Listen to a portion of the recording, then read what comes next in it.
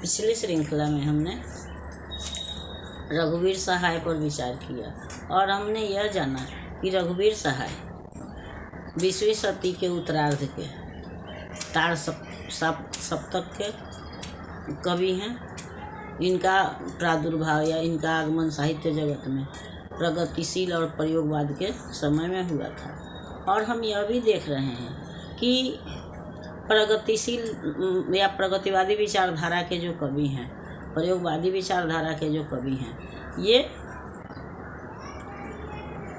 वर्तमान जो सामाजिक और राजनीतिक व्यवस्था है उससे असंतुष्ट हैं। ये कवि स्वतंत्रता प्राप्ति के बाद के हैं। तो छायावाद के समय के जो कवि, छायावादी कवि थे, वो तो स्वतंत्रता संग्राम के समय के थे।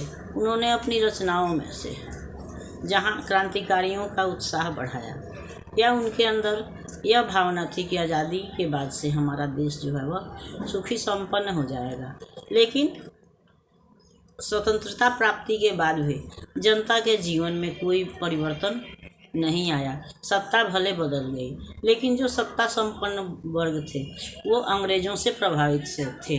उनका रहन सहन जो था वह अंग्रेज़ों से प्रभावित था। इसलिए सत्ता प्राप्ति के बाद उन्होंने जनता का कल्याण करने के बजाय स्वयं अपना विकास किया और विलासितापूर्ण जीवन जीने लगे। यही कारण है कि चाहे वह मुक्तिबोध हो, रघुवीर सहाय हो, विनोद शुक्ल हो या अशोक वाजपेयी हो, इन्होंने वर्तमान शासन व्यवस्था में जनता की वास्तविक स्थिति को देखते हुए उसको ही अपनी रचना का विषय बनाया।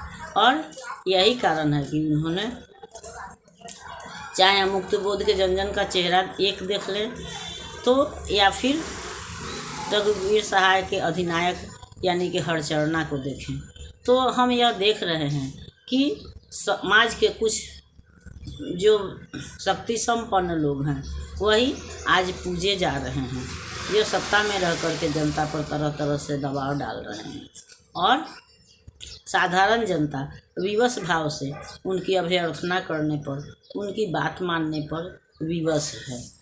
ये प्रस्तुत रचना अधिनायक जो है इसी भावना को दिग्दर्शित करता है या इसी भावना को प्रस्तुत करता है, इसी भावना को बताता है कि जब अधिनायक के माध्यम से कवि यह बताना चाह रहा है कि जिस समय जनगण मन की रचना हुई थी तो उस समय यह जॉर्ज पंचम के आगमन के उपलक्ष्य में रचा गया था।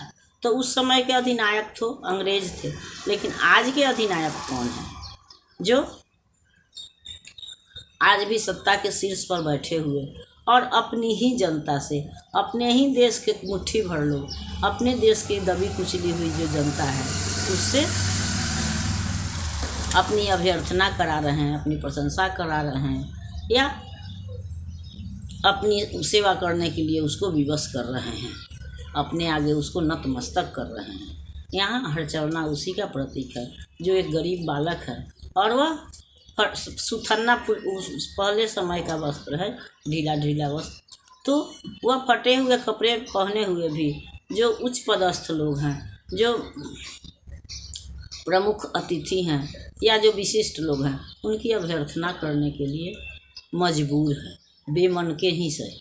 तो ये मुट्ठी भर लोग जो हैं वो सारी सुख सुविधाओं का उपभोग करते हैं और साधारण जनता सब दिन आज़ादी के पहले भी और आज़ादी के बाद भी आज भी दबी कुचली और दुखी है।